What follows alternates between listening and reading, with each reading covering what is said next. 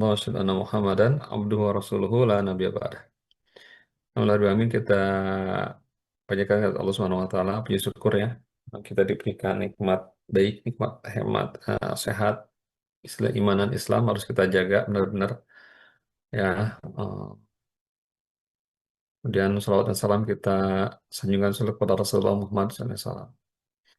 Nah, baik, teman-teman taruna-taruni yang dimuliakan Allah, kita bahas ya. Mungkin saya akan bahas poin-poinnya aja. Jadi kan nanti kalian akan kembangkan sendiri. Ini ada materi saya ambil dari website ya. Ada dari Bu Antarian Prasanti. Manusia ada tanggung jawab. Jadi tanggung jawab ini apa? Tanggung jawab ini adalah kewajiban atau sesuatu yang harus dilaksanakan. Dan harus dilaksanakan. Jadi ternyata ini kurikulum umum ya. Ini kurikulum yang dibuat untuk jadi saya baca di silabus kurikulumnya berlaku untuk semua agama ya. Ya jadi agama Kristen, agama Hindu, Buddha itu juga sama poinnya ini bahas tanggung jawab. Tapi kemudian ada pengayaan dari kita sebagai dosen yang Islam, agama Islam untuk pengayaan. Jadi dikembangkan. Jadi tidak kayak kemarin kan materi filsafat ya tentang ketuhanan ada sesuatu yang perlu kita koreksi. Ini juga mungkin demikian. Jadi tanggung jawab adalah menanggung semua kewajiban. Nah, jadi manusia itu punya tanggungan, kewajiban. Jadi nggak dibiarkan bebas se mau gue gitu ya. Mau pakai baju apa kek, mau pakai baju pendek, mau pakai baju seksi, oh nggak bisa gitu. Ada nggak bisa semau gue karena bisa jadi oh nggak saya oh, saya baru bukan ya jalan ke Singapura tuh ya. Bersyukur Indonesia ini ada azan, ada banyak yang pakai jilbabnya banyak, penutup aurat. Kalau di luar negeri di Singapura masih deket ya di sini ya 2 jam. Soalnya tuh udah pakainya udah kacau tuh. Itu nggak bisa kayak gitu. Ini manusia tuh punya tanggung jawab. Pun orang-orang yang emansipasi atau mengumbar aurat tuh nggak merugikan kata siapa yang merugikan? Kalau dengan eh, apa auratnya terbuka itu mendorong orang untuk berbuat kejahatan, mendorong orang untuk melakukan perbuatan asusila, mendorong orang udah nggak bisa 2 kali, mau 2 kali.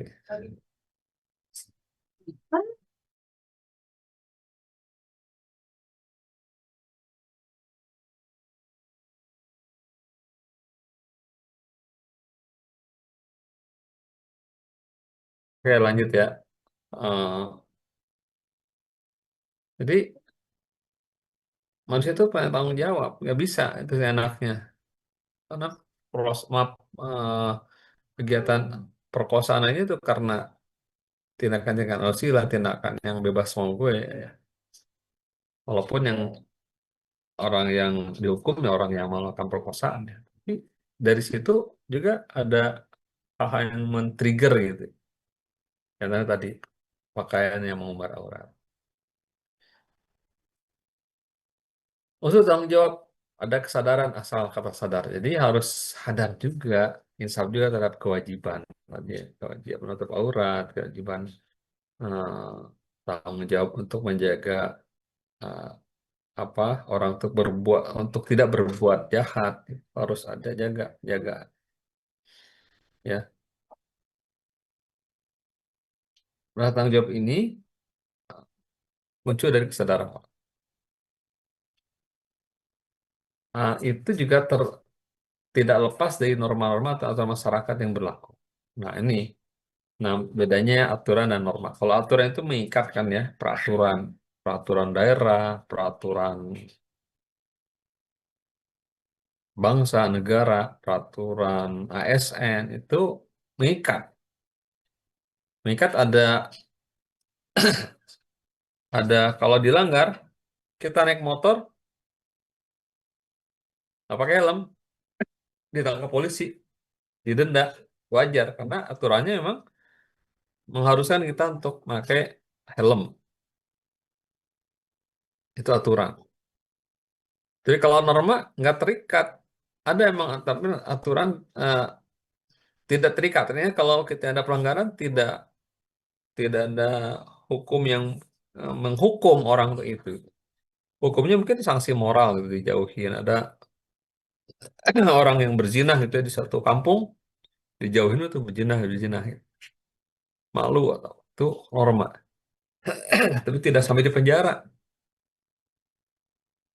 Nah, eh, tetapi lumayan lah tindakan seseorang itu ketika dia merasa dirinya ada diawasi oleh norma dan aturan, dia akan lebih berhati-hati.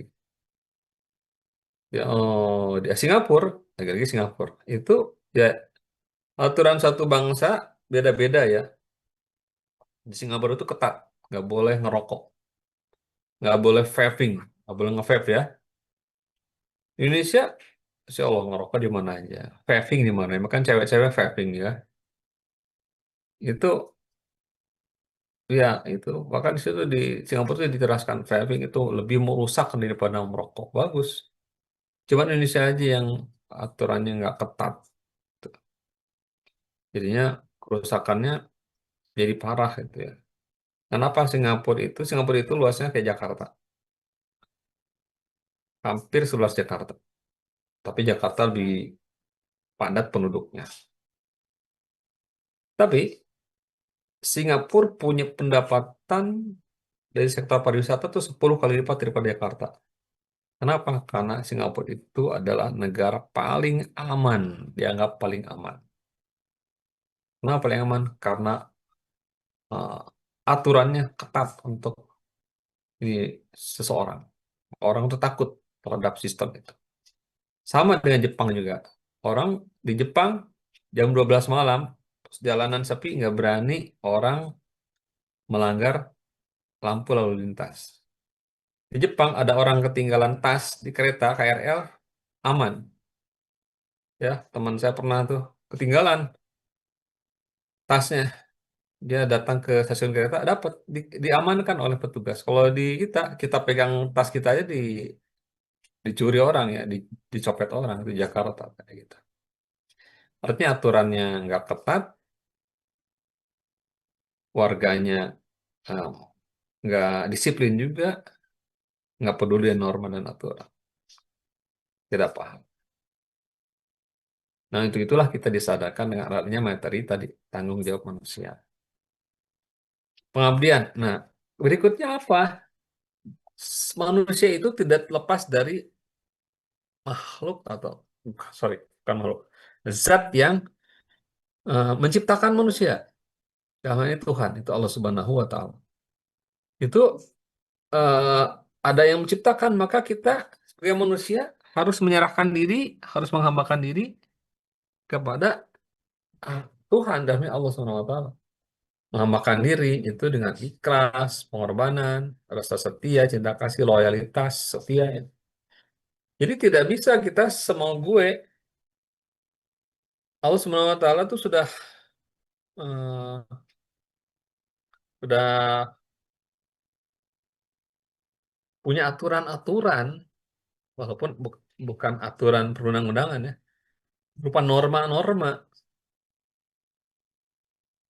Karena sudah di Al-Quran dan hadis ya. Tidak ada orang dipenjarakan nggak baca Quran. Tidak ada dipenjarakan orang yang nggak berpuasa gitu ya. Padahal nggak berpuasa itu dosa besar. Tidak ada gitu.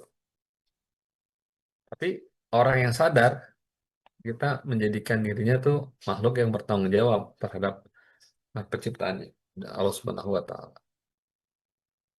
Ketiga, bentuk dia tanggung jawab manusia adalah setelah dia merasa dirinya dikuasai Allah Subhanahu wa Ta'ala, maka ada kata berkorban, bersembah, menyembahkan.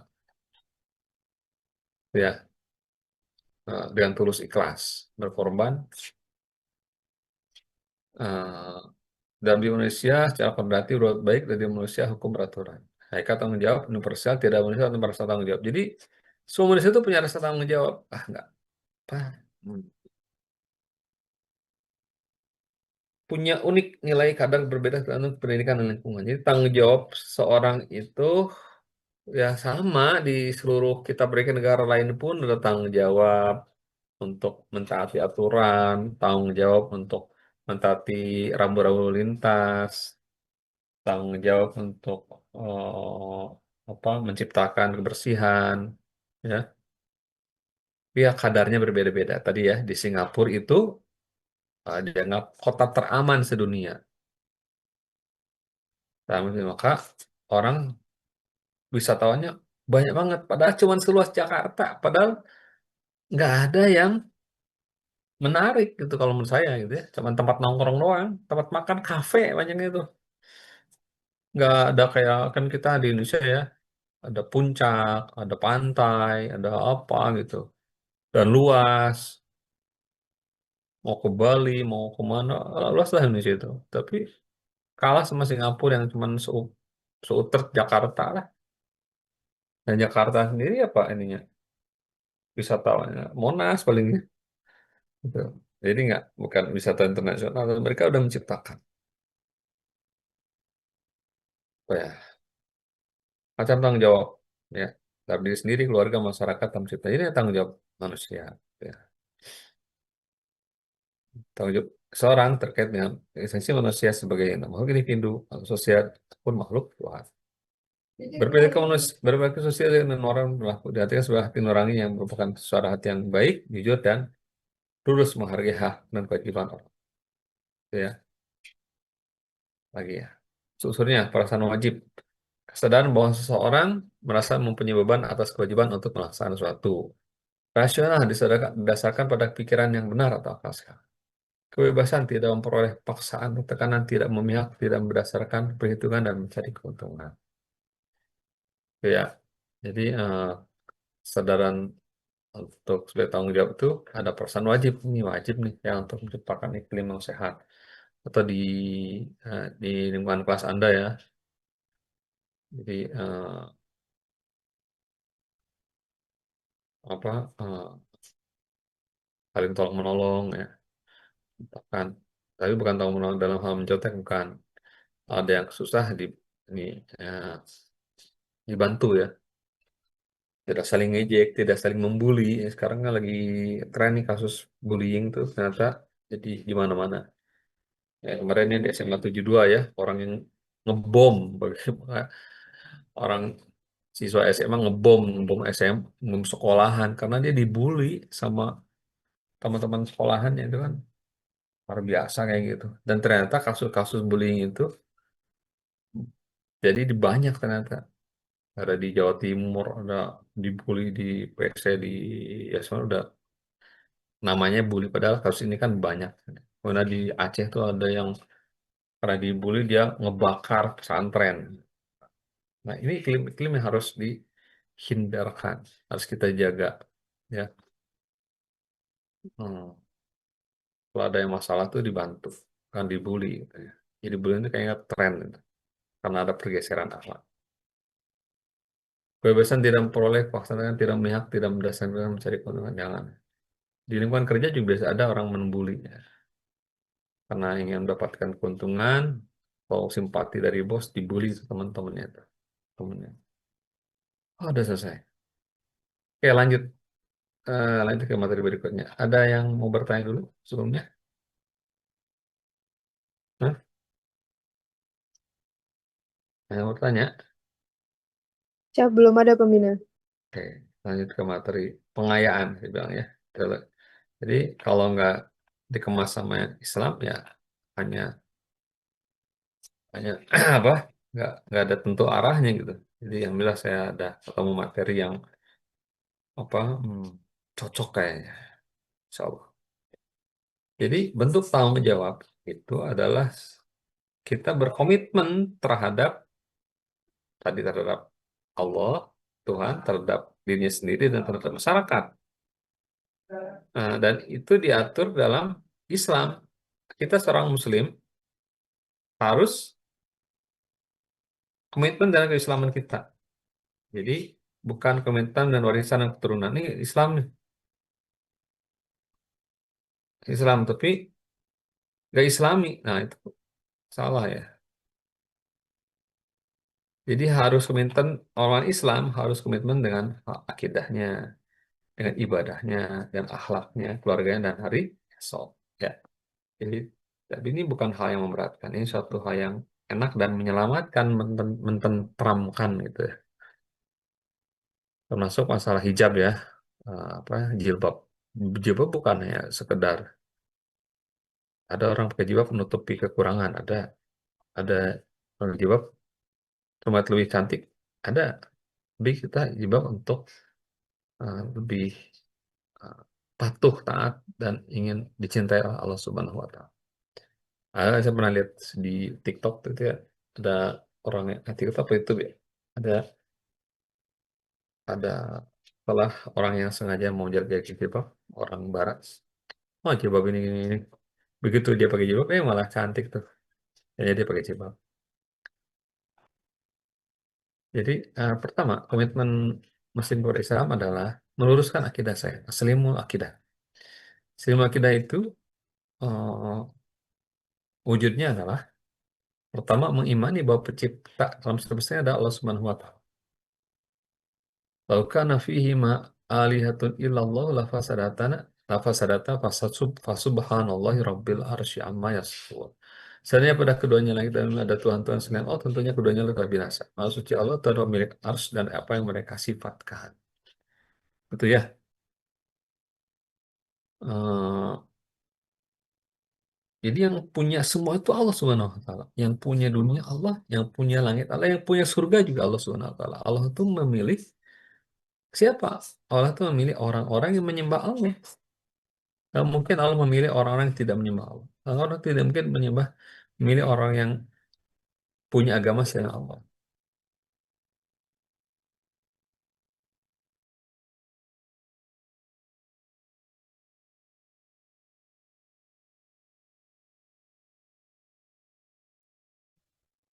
Kedua, dalam akidah ini,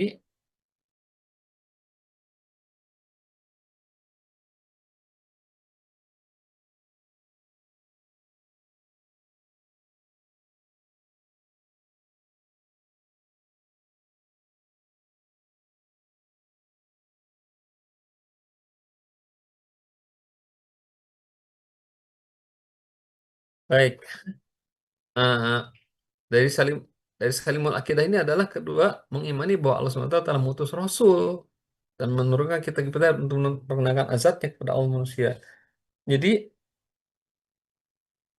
Rasul itu berfungsi berperan untuk menjelaskan dan siapa penciptaan manusia, menjelaskan asal-usul manusia dan menjelaskan juga menerangkan tempat kembali manusia itu kepada surga, surga nanti. Siapapun Rasulnya itu seperti itu. Siapapun Nabi dan Rasulnya semua mengajak kepada Allah Subhanahu Wa Taala. Sungguhnya kami telah mengutus seorang Rasul untuk setiap umat untuk menyerukan sembahlah Allah dan jauhilah tagut. Di antara mereka ada yang diberi petunjuk oleh Allah dan ada pun yang ditetapkan dalam masalah Allah. Maka berjalanlah kamu di muka bumi dan perhatikanlah bagaimana kesudahan orang yang bersaksi Rasul. Imani bahwa tujuan penciptanya adalah untuk mengenal Allah.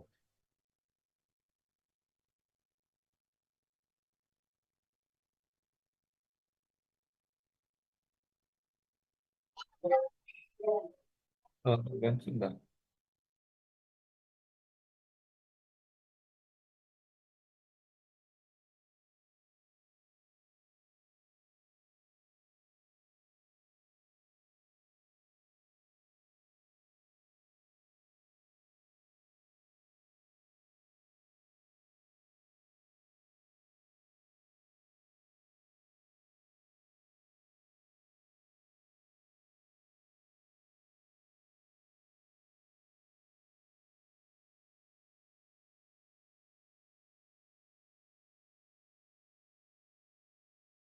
Oke, ya. Hmm, Nah, tujuan cipta manusia adalah untuk taat kepada Allah. Jadi taat ya, saya lagi taat. Wa ma khalaqtul jinna wal insa illa liya'budun. Tidaklah aku ciptakan jin dan manusia kecuali untuk beribadah kepadaku. Ibadah. Tujuan cipta manusia itu untuk diwajibkan untuk beribadah. harus sholat, ini, gitu ya.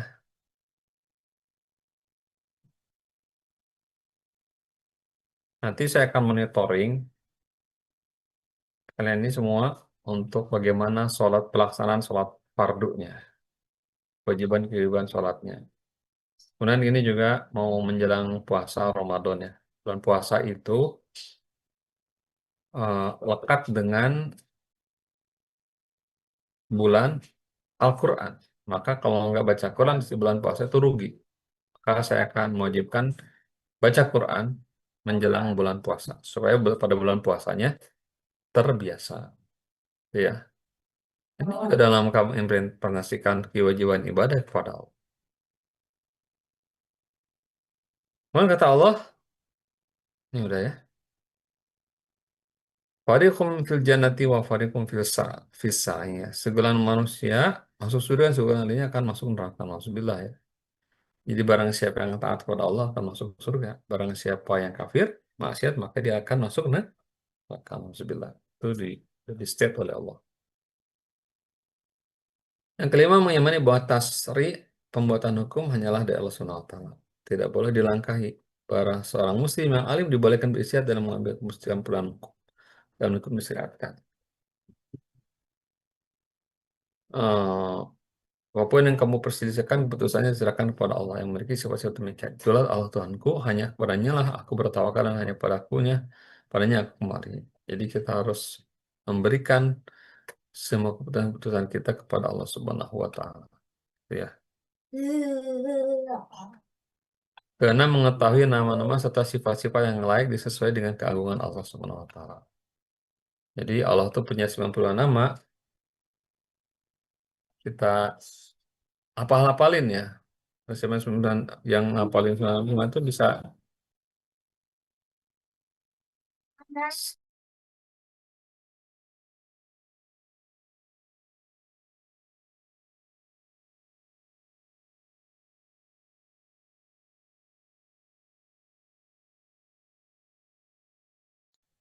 baik ya.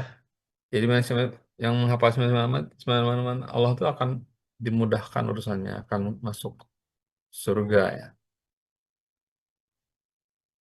Kemudian orang yang punya akidah bagus itu dia akan eh wa may yuti'illah wa rasulahu wa yakhshallahu wa yattabi'u fa ulaika humul faizun. Barang siapa yang takut kepada Allah dia akan beruntung, akan peroleh kemenangan. Gitu ya. Jadi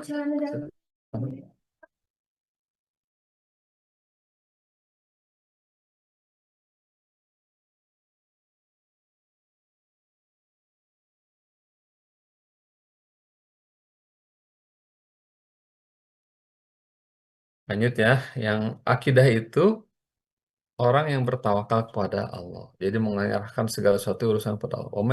Wa may tawakkal Allah fahuwa hasbuh. Barang siapa yang bertawakal kepada Allah, Allah akan cukupkan keperluannya. Ini ya, kalian yang masih catar ya, mungkin ada yang mampu, ada yang nggak mampu.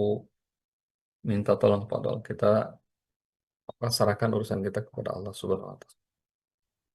Kemudian yang 9, orang yang berakidahnya bagus, maka dia akan merasa dirinya diawasi Allah. Alam tara annallaha lahu ma fis samawati wa ma fil ard ma yakunu min najwa thalathatin illa huwa rabi'uhum wala khamsatin illa huwa sadisuhum wal adna min dzalika wal aktsara illa huwa ma'ahum aina ma kanu tsumma yunabbi'uhum bima amilu yaumal qiyamah innallaha bikulli syai'in alim. Apakah engkau tidak memperhatikan bahwa Allah mengetahui apa yang di langit dan di bumi? Tidak ada pembicaraan rahasia di antara tiga orang kecuali dialah yang keempatnya dan tidak ada lima orang kecuali dialah yang keenamnya. Tidak kurang dari itu atau lebih banyak kecuali dia bersama mereka dimanapun mereka berada. Dan dia memerintahkan apa yang mereka kerjakan kepada mereka pada hari kiamat. Sungguhnya Allah mengetahui segala sesuatu. Jadi Allah itu ada di, bukan Allah ya. Allah itu mengetahui apa yang terjadi di bumi. Jadi jangan sangka kita dua orang itu tiganya. Ada Allah di antara kita. Allah itu selalu mengawasi kita, bahkan menolong kita. Ya, jadi nggak usah khawatir bagi orang-orang yang soleh. Nah itu ya. Jadi akidah itu jangan diperdebatkan. Seperti misalkan membicarakan sifat-sifat zat-zat Allah. Allah itu terbuat dari unsur apa yang nggak boleh. Jadi kita laksanain aja yang diinginkan dari kita berakidah bahwa eh, melaksanakan apa ya tadi ya eh, sikap-sikap kita sesuai dengan yang diinginkan Allah Subhanahu wa Ta'ala. Yang kemudian komitmen kita pada Islam adalah kita harus menyelaraskan ibadah kita, sahihul ibadah. Kita harus beribadah, ibadah kita harus terhubung dengan Allah. Anta budallah ka'annaka taraha, taruh fa illam takun tarah fa innahu yaraka. Engkau beribadah kepada Allah seakan engkau melihatnya. Dan jika engkau tidak melihatnya, sungguhnya ia melihat. Jadi kita jadi takut nih, takutnya kita sesuaikan. Ini lagi diawasi Allah nih. Kalau gini kan, kalau gini sholatnya kan khusyuk ya. Alladzina hum fi sholatihim khusyuk. Itu orang yang khusyuk. Orang yang khusyuk itu orang yang lagi sholatnya ini lagi menghadap Allah nih. Ini ya main-main nih. Atau Allah sedang melihat kita. Jadi kayak CCTV ya. Atau kalau kalian kan apa dilihat sama senior, dilihat sama apa pembina sehingga benar-benar gitu ya. Harus berbaris apa takut lah. Nah, kita juga harus mentakutkan diri kepada Allah Subhanahu wa Ta'ala. Beribadah dengan hati yang hadar, penuh kesadaran. Jadi dan menjauhkan diri kesibukan. Jadi ya kita berusaha kalau sholat tuh jangan malaweng ya, jangan istilah Sundanya jangan jangan kesana kemari.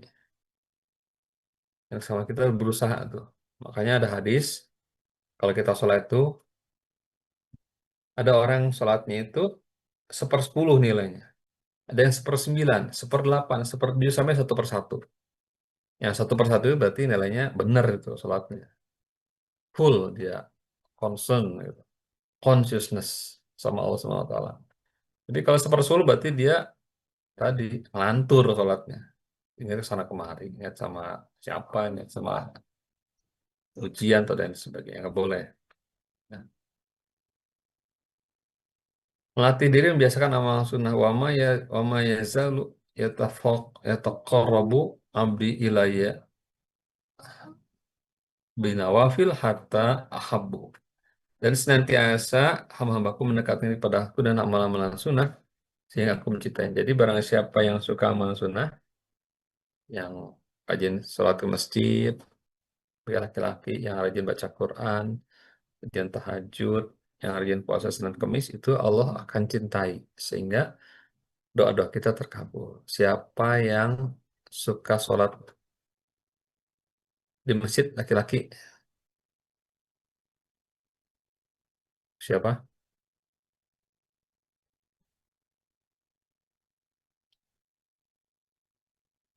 Ada? Benar, ada, Ada benar. Siap ada pemimpin. ada benar. Ya, bisa benar. Nanti saya monitoring. Nanti. Laki-laki harus masjid terus. Bagian dari nilai agama. Siapa yang baca Quran tiap minggu? Tiap minggu baca Saya Quran. pembina, saya pembina. Ya, Saya nanti pembina. saya yang monitoring. Setiap minggu harus baca Quran. Berapa kali? Siapa yang rajin puasa Senin Kemis? Hah? Nggak ada suara perempuan ini?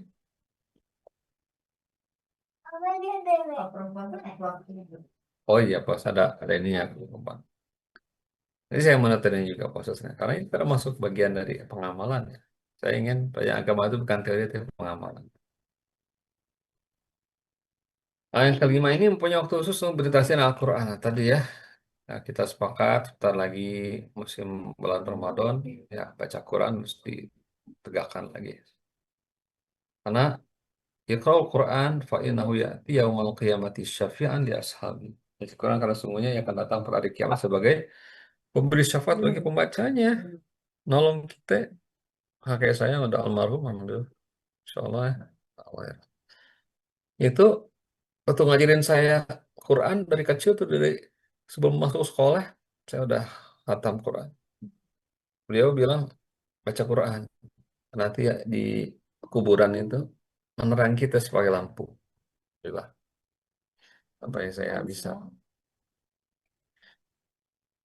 Nah, yang ketiga, komitmen Muslim itu adalah memiliki akhlak yang Islami, matinul khuluq. Ini penting. Ini nama bu itu lah diutimma makarimal akhlak. Sungguh itu untuk menyempurnakan akhlak yang mulia. Akhlak yang dimiliki adalah wara, pertama meninggalkan yang haram dan yang subhat. Jadi yang sampai ngerjain yang haram-haram pada yang subhat dan yang subhat dan yang halal. Karena menjaga pandangan dari diharamkan Allah Subhanahu wa taala. Jadi laki-laki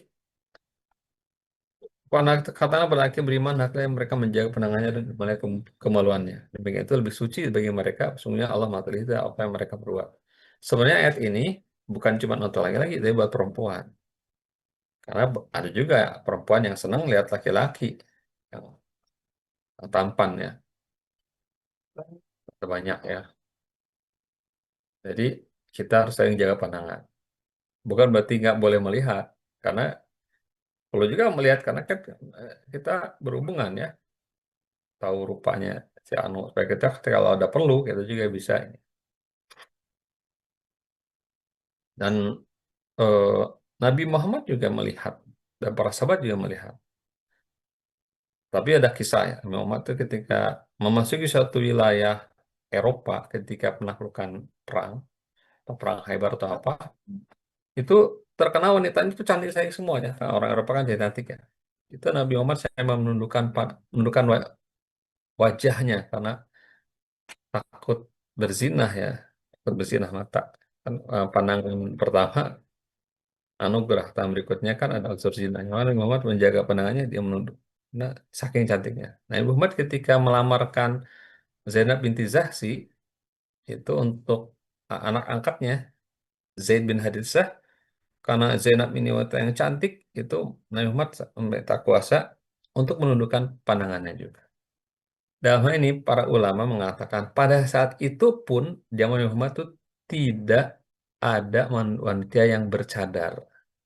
Ini menunjukkan dalil bahwa cadar itu bukan wajib.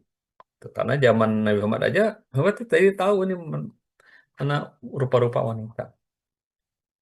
Ketika Siti Aisyah, istri Nabi, itu ketinggalan, perang apa ya? Itu ketemu sama seorang sahabat. Oh, ini Aisyah. Langsung sahabat itu juga bisa menundukkan pandangan. Aisyah, ibunda, ya saya bantu untuk sampai ke Madinah. Itu menunjukkan ya, kaum muslimah, para sahabat istri Nabi itu pada itu tidak bercadar. Hanya kita ini kadang melebih-lebihkan, ekstrim ya. Kayak cadar, celana cingkrang, itu sifat yang bukan sifat Islam yang moderat. Bukan, Islam itu pertengahan. Ya, itu ya. Tapi kita harus mengerti adab-adab syar'i tadi ya, dengan menjaga pandangan, memelihara kemaluan. Malu, haya itu bagian dari iman. Haya itu iman itu ada 70 lebih atau 60 lebih cabang. Yang paling utama adalah ucapan la ilaha illallah, yang paling pertama adalah menyingkirkan gangguan dari jalan, dan malu itu merupakan cabang salah satu cabang dari iman. Wal ahya'u syu'batu minal iman. Malu itu merupakan cabang dari iman. Itu ya, jadi kita malu itu adalah termasuk karakter perilaku. Malu nih, nggak nutup aurat malu. Laki-laki menutup aurat yang kelihatan lututnya malu. Nah, itu termasuk keimanan gitu ya. Kalaupun lari-lari, pelari, tutup auratnya. Saya lari, tutup aurat ya. Kayak celana panjang. Jujur ya. Sesungguhnya kejujuran membawa pada kebaikan dan kebaikan membawa ke surga. Seorang nanti harus jujur sehingga dicatat si Allah sebagai orang jujur. Jadi ketika ujian, usahakan jujur gitu. jujur nilainya bagus, lebih bagus lagi kan. Menjadi prasangka gibah dan menjadi kekurangan sama muslim. Hai orang beriman, jauhilah banyak prasangka. Sungguhnya sebagian prasangka itu dosa. Janganlah mencari-cari kesalahan orang lain.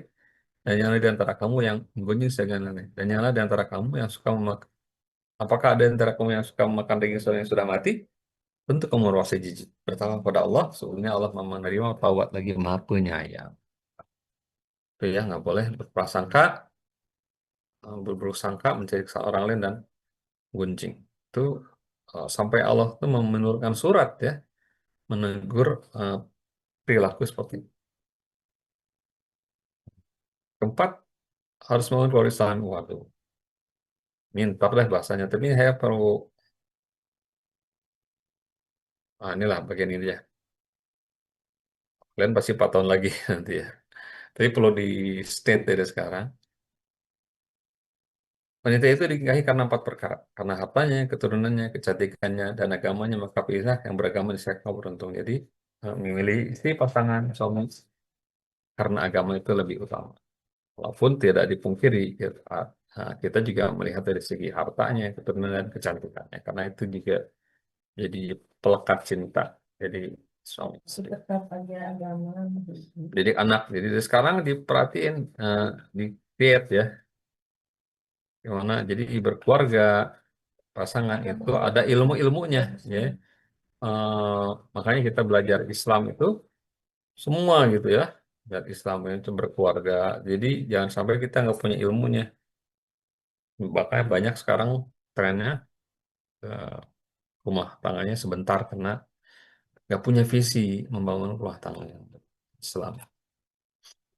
Yang kelima, loncat ke saya harus mengendalikan nafsu, menjadi nafsi. Sesungguhnya orang bertakwa, jika mereka dibikin jahat, berbuat dosa di setan, maka mereka pun ingat kepada Allah. Maka seketika mereka akan melihat kesesatannya. Jadi terjaga orang-orang yang baik itu, orang bertakwa itu, dia akan terjaga dari hal-hal yang buruk. Jadi amal soleh yang pertama, dia akan mendorong ke amal soleh berikutnya. Ketika kita lagi beramal soleh, kemudian berbuat jahat, akan terjaga. Tapi kebaliknya, kalau ada amal jahat, orang yang selalu beramal jahat, orang jahat mau beramal jahat ya, dia kan nggak sadar ya udah amal jahat 1, amal jahat 2, 3, dan seterusnya dia kan terus bertumpuk. Orang soleh bisa beramal jahat, tapi selama dia terus dalam kesolehan dan dalam lingkaran kesolehan dia akan terjaga tadi, dibelok lagi kembali lurus nggak belok. Kemudian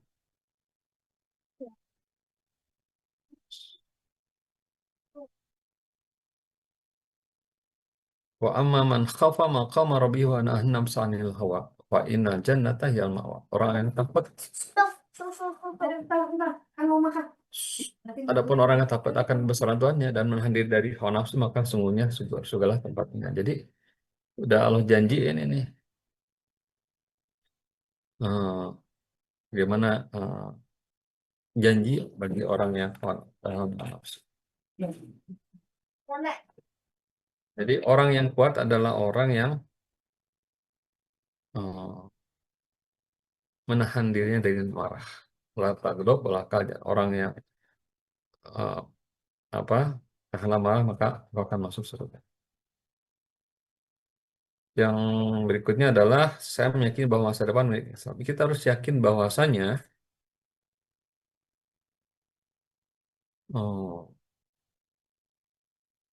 Islam ini akan memimpin peradaban dulu. Walaupun sekarang kenyataannya belum ya. Ya, kaya itu negara-negara Barat yang bukan negara-negara Islam. Negara Islam kayak Arab malah meluncur ke bawah, gitu ya, malah jadi jauh dari Islam sendiri.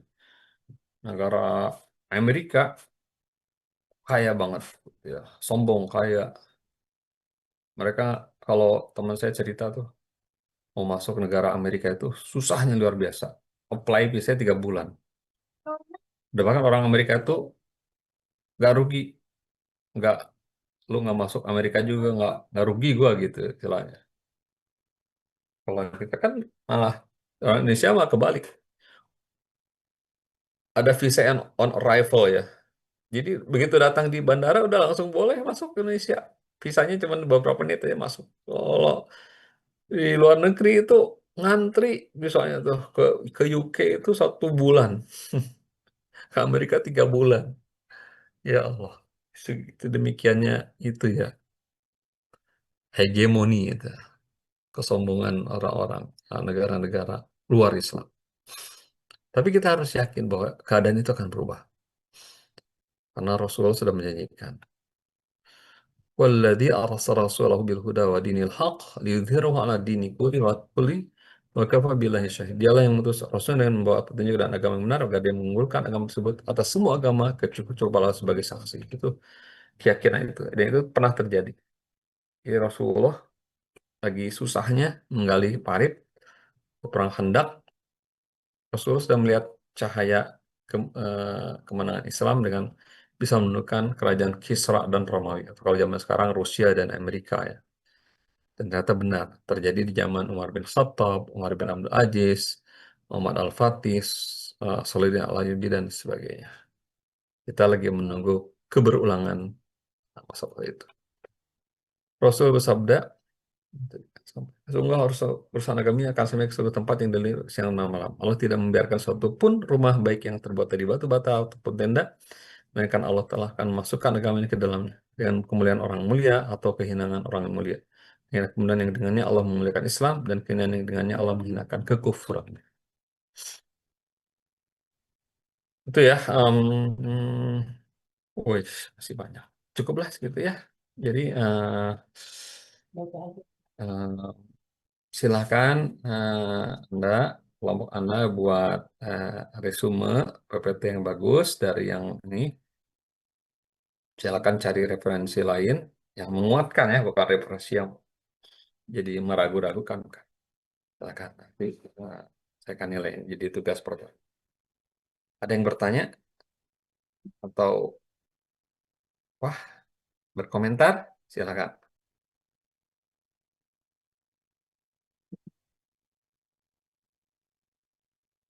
Kalau ini nggak usah.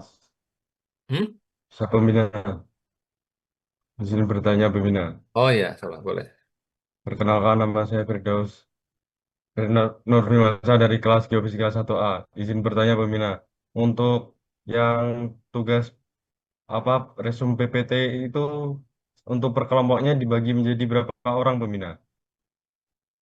Bebas. Kan pokoknya tiap kelas kan tadi ada 12,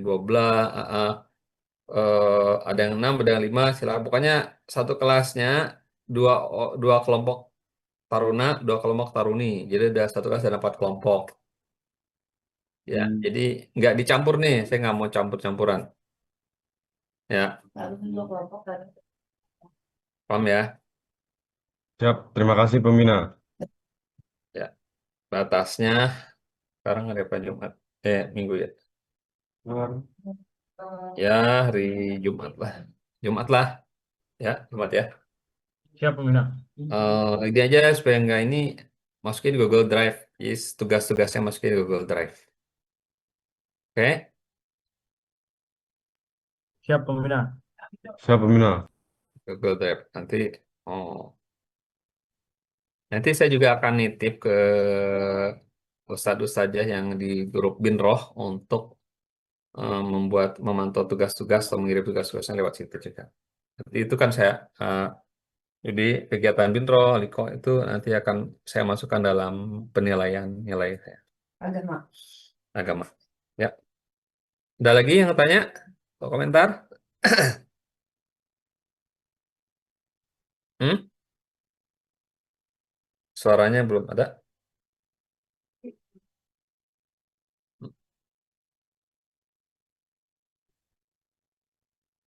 Kalau mau tanya, buka dulu ini mute-nya. Frigesia mau nanya, tapi suaranya nggak ada.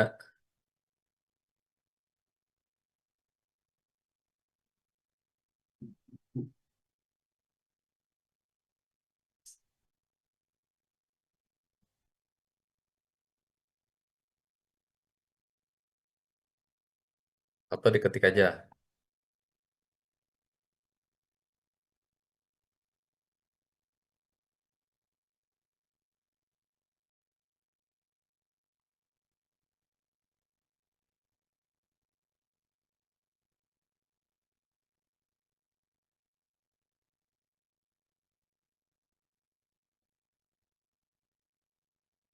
Ya, saya akan apa lagi ya? Mau tanya apa?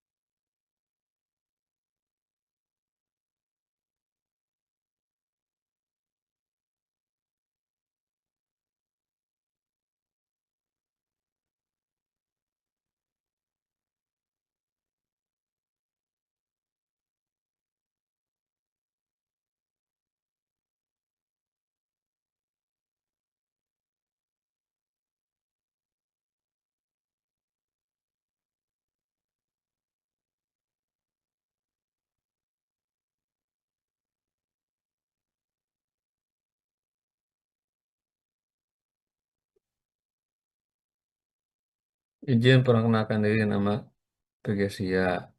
Mengapa negara-negara Islam lebih dapat berkembang dibandingkan dengan Islam, padahal resource negara Islam jauh lebih banyak? Iya, karena ya karena eh, terjadi pembodohan, terjadi kelemahan, pemodahan, pelemahan, ketidakberdayaan yang sistemik, yang itu disengaja secara berlangsung lama. Ada penjajahan yang udah berlangsung ratusan tahun. Penjajahan fisik udah selesai, tapi penjajahan pikiran, fikroh, atau Ghazul Fikri itu masih berlangsung. Eh, dan di negara-negara Islam atau isi Asia dan Timur Timur Tengah Timur itu sisa-sisa penjajahan kolonial itu masih ada, dan itu mau nggak mau apa membuat sulit berkembang. Jadi kan tadi di awal ya, eh,